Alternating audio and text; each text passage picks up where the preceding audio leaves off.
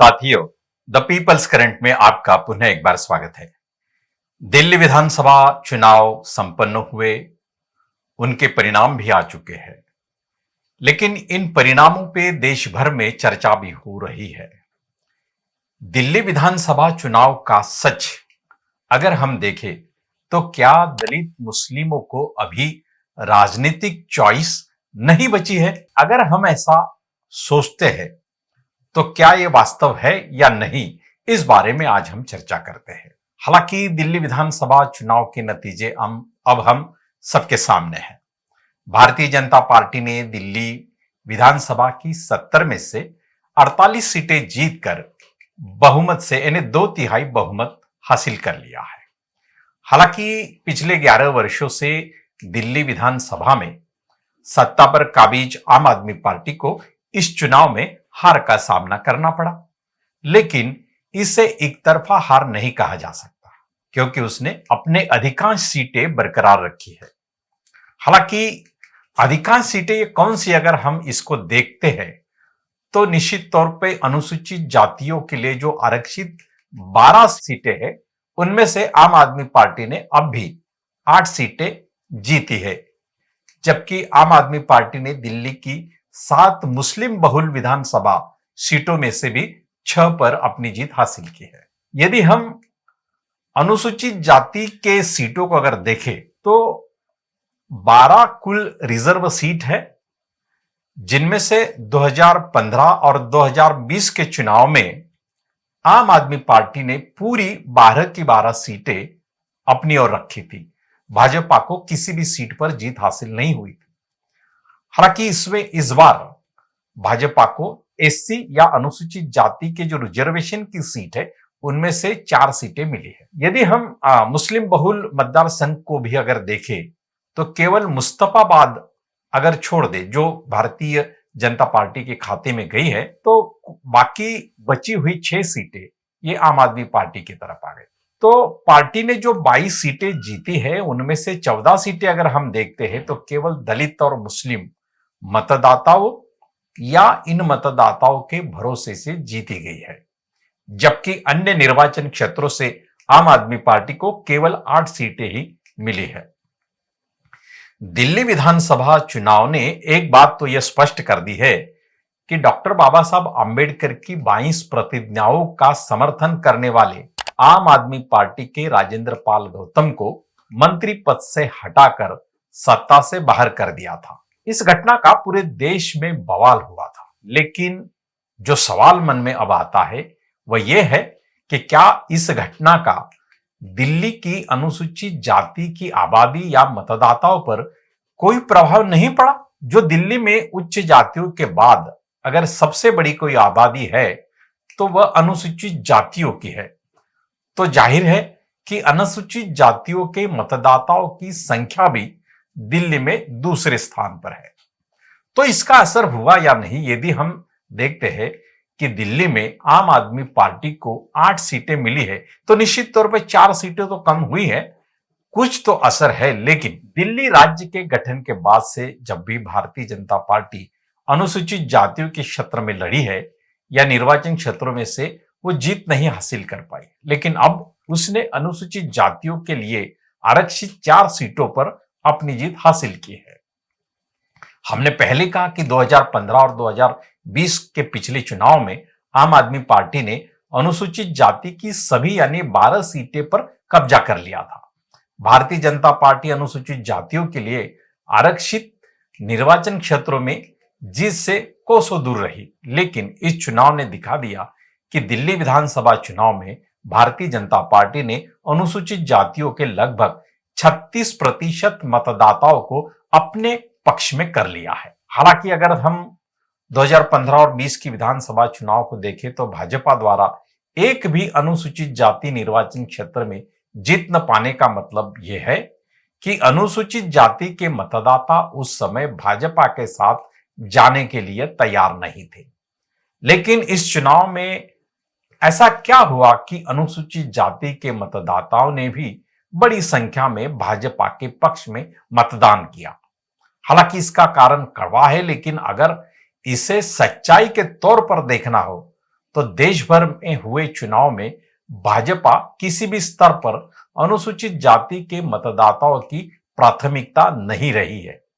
लेकिन अगर पिछले 15 सालों पर नजर डालें तो हमें भारतीय राजनीति की प्रकृति को ध्यान में रखना होगा जो हम देख रहे हैं।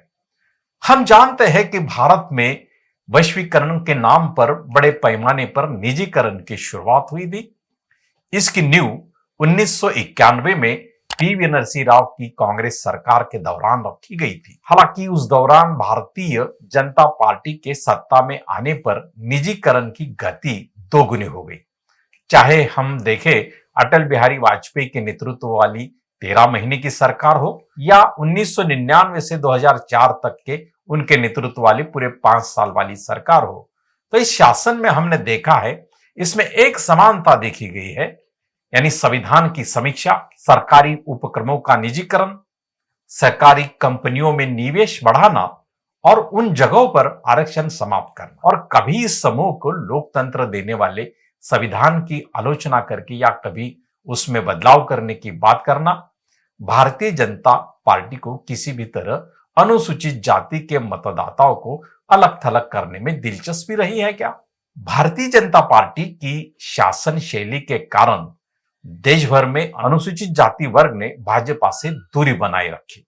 लेकिन पिछले 15 वर्षों की राजनीति पर अगर हम नजर दौड़ाते हैं तो जो धर्मनिरपेक्ष या समाजवादी दल नजर आते हैं या फिर अगर हम वामपंथी दलों पर भी विचार करें तो इन सामाजिक समूह ने अनुभव किया है कि इन दलों की राजनीति भी वास्तव में भाजपा के सत्ता की प्रकट शैली के समान रही, हालांकि वो छुपी रही। ये अगर हम कहते हैं तो हम देखें कि उत्तर प्रदेश और बिहार इन दोनों राज्यों में लंबे समय तक समाजवादी पार्टियों का शासन रहा, लेकिन दलितों की स्थिति या उनकी सामाजिक स्थिति में कोई खास बदलाव नहीं आया।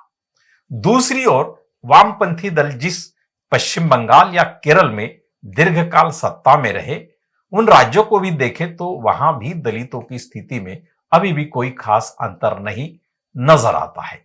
इसलिए इन समूहों को लगने लगा है कि कांग्रेस या अन्य सभी पार्टियां दलितों के प्रति भाजपा जैसा ही व्यवहार करती है, हालांकि भाजपा का प्रकट है और इनका छिपा हुआ है, ऐसा इन लोगों को या इन समूह को लगता है। छोटे स्तर पर ही अगर हम देखें, इन समाज घटकों ने अपनी राजनीति स्थापित करने की भी कोशिश इस देश में की, जो बहुजन अवधारणा के तहत उत्तर भारत से सफल अम्बेडकरवादी राजनीति उभरी।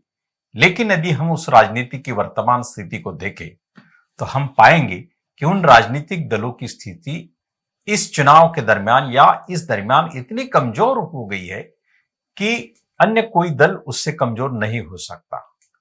दलित और मुस्लिम मुख्य रूप से अपना राजनीतिक विकल्प तलाश रहे हैं, लेकिन कांग्रेस, समाजवादी, वाम दल और बहुजन अवधारणा वाले राजनीतिक दल पिछले 10-11 वर्षों में दलित मुस्लिम मतदाताओं में यह विश्वास पैदा नहीं कर पाए कि वे भारतीय जनता पार्टी की सत्ता बदलने का सफल प्रयास करेंगे, जैसा कि इन मतदाताओं ने लोकसभा चुनाव में अनुभव किया। लेकिन सत्ता परिवर्तन में विफल रही कांग्रेस इंडिया गठबंधन ने भी इन समुदाय के भरोसे को कमजोर ही किया है। क्या इसकी वजह यही है कि अब सभी पार्टी या दक्षिणपंथी राजनीति को चुपके से स्वीकार कर रहे हैं? बहुजन अवधारणा की राजनीति को भी इन मुख्य धारा की राजनीतिक दलों ने बदनाम कर अलोकप्रिय बना दिया है। यही नतीजा दिल्ली विधानसभा चुनाव में देखने को मिल रहा है। कांग्रेस पर भरोसा नहीं है, आम आदमी पार्टी जैसी पार्टी के बारे में कोई वैचारिक स्पष्टता नहीं है, इसलिए मतदाता भ्रमित है।